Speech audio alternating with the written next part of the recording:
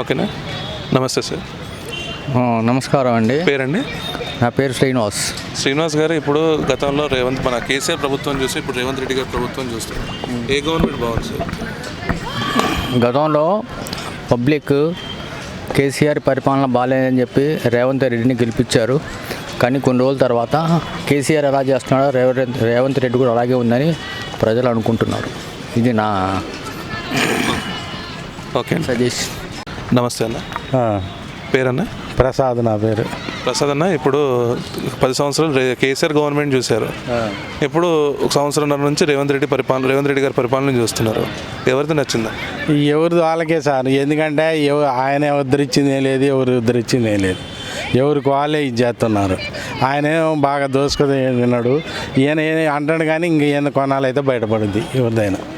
అంతే సార్. ఇస్తున్నాడు కదండి పథకాలు ఇస్తాను, కొన్ని ఇస్తాను కానీ అందినోడికి అందరూ. ఇప్పుడు నేను ఒక సన్నకారు మామూలు రైతుని, నాకు రైతు బంధు పడలేదు, ఏవి పడలేదు ఇంతవరకు ఈ గవర్నమెంట్లో. ఆ గవర్నమెంట్లో మొత్తం 10 సంవత్సరాల్లో 2 సార్లు పడ్డాయి. ఇప్పుడు అవి కూడా పడలే. రుణమాఫీ రాలేదండి? రాలేదు సార్, నాకు రాలే. చంద్రశేఖర్ అన్న. చంద్రశేఖర్ గారు, ఇప్పుడు కేసీఆర్ గారి 10 years గవర్నమెంట్ చూసాం మనం, ఇప్పుడు రేవంత్ రెడ్డి గారిది 1.5 years గవర్నమెంట్ చూసాం, ఏ గవర్నమెంట్ నచ్చింది? వాళ్ళ పీరియడ్లో వాళ్ళు చేసే పనిని బట్టి 2 గవర్నమెంట్లు నచ్చాయండి. కానీ కేసీఆర్ ఉన్నప్పుడు అప్పుడున్న సిచ్యువేషన్లో అప్పుడు రియల్ ఎస్టేట్ కానీ అన్నీ కానీ కొంచెం అభివృద్ధిలో ఉంది. కానీ అందులో కొన్ని మోసాలు కూడా జరిగాయి రియల్ ఎస్టేట్లో కొందరు. కానీ ఇప్పుడున్న దాంట్లో రేవంత్ రెడ్డి కొన్ని గ్రూప్ 2 అట్లా ఉద్యోగాలు వెంబడే వేస్తున్నారు, చాలా బాగుంది. కానీ కొన్ని రేవంత్ రెడ్డి కూడా కొన్ని మిస్టేక్ చేస్తున్నారు. ఉచిత బస్సులు వాళ్ళకి అవసరం లేదండి. అంటే ఒకవేళ అది పథకం కంపల్సరీ ఉండాలి అనుకుంటే, ఇప్పుడు చాలామంది చిన్న పిల్లలు గుండె ఆపరేషన్లు అని ఇవని ఫోన్పేలో అమౌంట్ కొట్టమని అడుగుతున్నారు.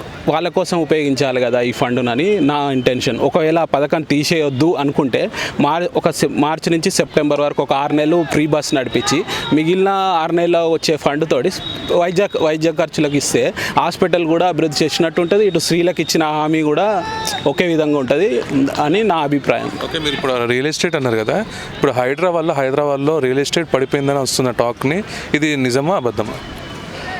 ప్రస్తుతం అయితే పడిపోయిందండి కంపల్సరీగా.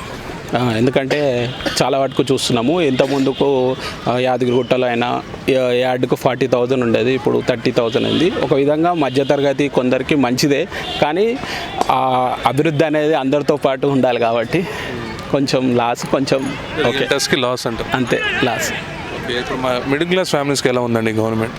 మిడిల్ క్లాస్ వాళ్ళకు ఓకే అండి. ఎందుకంటే ఇప్పుడు ప్రస్తుతం ఉన్న సిచ్యువేషన్లో కొన్ని పింఛన్స్ అవి టైంకి వస్తున్నాయి, కొంచెం పర్లేదు. కాకపోతే ఇంకా అభివృద్ధి చెందాలి. అట్లా కొన్ని పథకాలు అయితే వేస్ట్గా వృధా చేస్తున్నారు. వాటి మీద ఎక్కువ ఫోకస్ పెట్టి వైద్యం మీద ఎక్కువ పెడితే బాగుంటుందని. అంతే, ఫ్రీ ఉచితాలు వద్దు. ఒకవేళ ఆ ఉచితాలు తీసేయాలంటే దానికి ఆల్టర్నేటివ్ ఒక పీరియడ్ అనే టైం ఇవ్వాలని నా ఇంటెన్షన్. ఆబ్వియస్లీ ఖమ్మం అసెంబ్లీ ఎలా ఉంది? పువ్వాడ అజయ్ గారిది బాగుందా, తుమ్మల నాగేశ్వరరావు గారు వచ్చినప్పుడు డెవలప్మెంట్ ఉంది? అంటే నేను ఇక్కడ కొత్త, సో ప్రస్తుతం అయితే బాగానే ఉందండి. అదే, కాకపోతే ఇక్కడ ఏరియా మొత్తం వాళ్ళదే కాబట్టి వాళ్ళు ఎటువైపు ఉంటే వాళ్ళే గెలుస్తారు. అది కాంగ్రెస్ కానీ పార్టీ కాదు, వ్యక్తిపరంగా గెలుస్తున్నారు ఇక్కడ, అంతే. మొత్తానికి అయితే స్టేట్ వైడ్గా ఏమంటున్నారు సార్? మిక్స్డ్ అటు బాగుంది అనట్లేదు, బాగుండేది. ఎవరు వచ్చినా మిడిల్ క్లాస్కి ఇబ్బందులు మాత్రం తప్పదు, అంతే. ఎవరైనా అంతే.